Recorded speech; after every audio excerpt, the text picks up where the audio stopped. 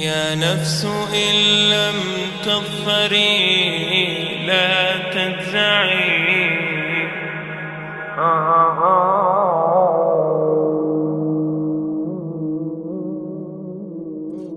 All the praise is for Allah,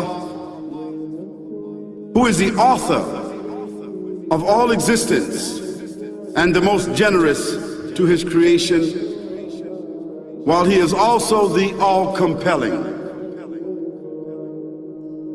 He is the only one worthy of our worship, having no partners, no associates, no sons, no daughters, no one whom he must consult, and no one or anything which has any comparison with him. All the praise is for Allah, who is the King of all who claim sovereignty, the only one who has the right to legislate for his creatures. He is the giver of life. He is the causer of death, while death has no effect upon him, because he is the ever-living, the self-subsisting, the eternal and the only absolute. All the praise is for Allah, who has power over all things, and there is in reality no power and no strength, no influence to cause benefit or detriment except through him. It is he who created this complex world, the seen and the unseen, the evident and the speculative, the earth and all that is on it and everything that is in it. It is he who sent his messengers and prophets, alayhimus salam, with the common message of strict monotheism, which simply means that there's absolutely no one worthy of worship, no one worthy of our obedience except the Almighty, the One, the Absolute, and who has no partners. The earlier messages which changed the world in the area in which the prophets were sent, those messages we know have changed, and even the prophets who brought them, their names are now lost. We just know in general because Allah told us in the Quran, وَلَقَدْ بَعَثْنَا فِي كُلِّ أُمَّةٍ رَسُولًا أَنْ يَعْبُدُوا اللَّهَ وَاجْتَنِبُوا الطَّاغُوتَ.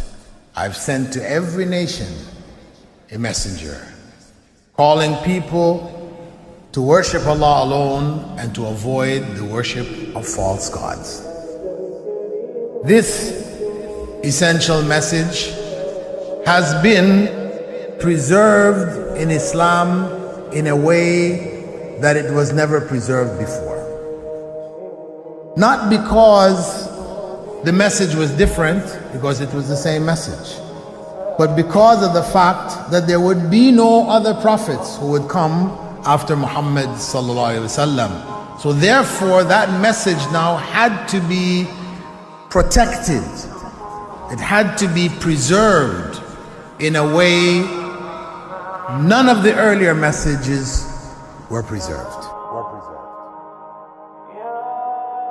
I will tell this, what you say you have come to know 40 years back, and what you call the Big Bang is already mentioned in the book which I read, the glorious Quran. It's mentioned 1400 years ago in Surah Anbiya, chapter number 21, verse number 30, which says, Avalam yaral lazina kafaru. Do not the unbelievers see anna samawati wal arda kanat ratkan fataqnahuma, that the heaven and the earth were joined together and we clove them asunder. What you're talking about, the Big Bang, I try to imagine compressing a spring. I push it closer and closer and closer together so it's smaller and smaller and smaller, and I've stored a tremendous amount of energy in that spring, and when I let it go, it bursts out, it bursts out, it bursts out. the creation of the universe, which you came to know 40 years back, is already mentioned in this book, the glorious Quran, 1400 years ago. Who could have mentioned that in the Quran? So the atheists will say, maybe someone wrote, maybe it's a fluke, maybe it's a guesswork. A human being, regardless of who they are, or where they are, or what they do, will have this curiosity. They'll want to know, why am I here? How did I get here? And do I have a purpose? And if so, what is it? The only one who would really be able to answer that question would be the Creator himself. If there is a Creator, it would be up to him to tell us why we were created and what he expects from us and what this life is really about. Allah has shown the people from the time of Adam until right now, has shown the people what he wants from them.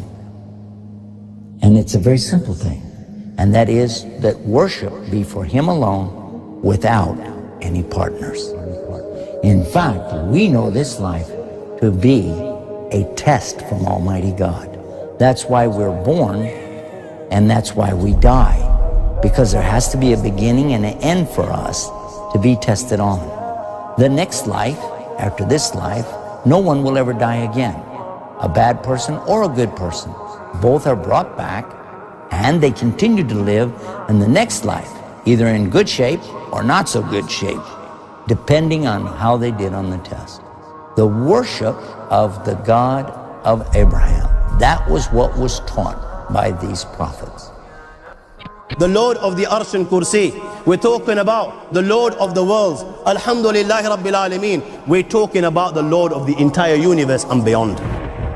The entire universe and beyond. You know, we live in this dunya and we are fascinated with this dunya which Allah subhanahu wa ta'ala indeed has created in a beautiful manner. We're fascinated. There are over billions of people which live on this dunya at this moment in time. Over 6 billion people that live on the dunya at this moment in time. This dunya of Allah subhanahu wa ta'ala is so big that there is space in this dunya for billions and billions and billions or more people. But what is this dunya in comparison to what Allah subhanahu wa ta'ala has created out there? This dunya is insignificant. This dunya is meaningless to Allah. It means nothing. It is worthless. So worthless, compare it with the sun. The sun is one star. You know more science than me. You'll be able to tell me better. Take this planet Earth and you place it inside the sun, and you will be able to place 1.3 million Earths in the sun. 1.3 million Earths in the sun. Allahu Akbar. Allah is the greatest. The sun is one star. One star. There are stars out there which are millions of times bigger than the sun. You tell me this, that you need millions and millions of stars to make one galaxy. And then you tell me this, that there are zillions of galaxies out there. Let me tell you on top of this, my friend, after this, whatever you see above, when you raise your head and you look above, whatever you see above, the zillions and zillions and zillions of galaxies, let me tell you, this is everything there is within the first heaven. Everything there is within the first heaven, and Allah is the creator of 7 heavens. 7 heavens. And the distance between the first heaven and the second heaven is 500 years. You know, the distance that can be covered in 500 years, at what speed? Only Allah knows. Only Allah knows. But it will take 500 years to get from the first heaven to the second heaven. 500 years from the second to the third, third to the fourth, fourth to the fifth, fifth to the sixth, sixth to the seventh. Every time it will take 500 years. After the 7 heavens,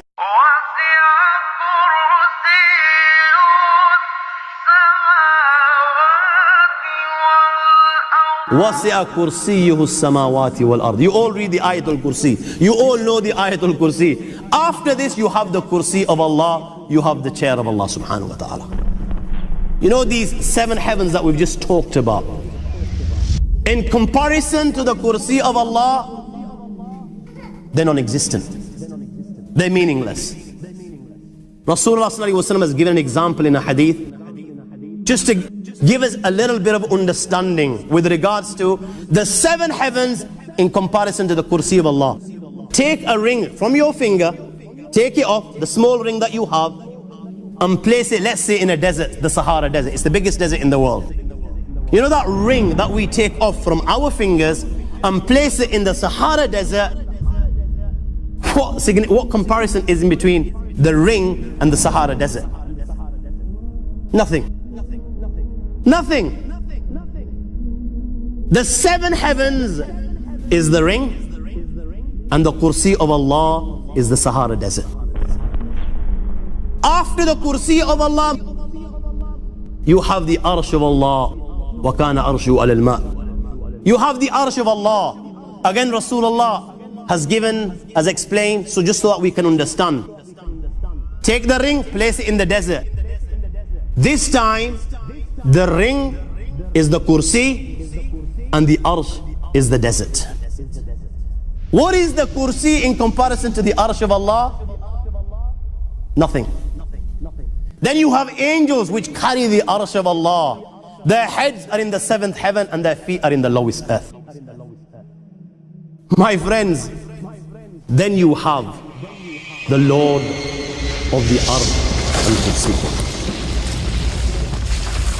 لا تدركه الأبصار وهو يدرك الأبصار وهو اللطيف الخبير. He is beyond the size of Allah, who Allah is, what Allah is. The greatness of Allah is beyond the comprehension of my little mind. This is the being that you and I are messing with.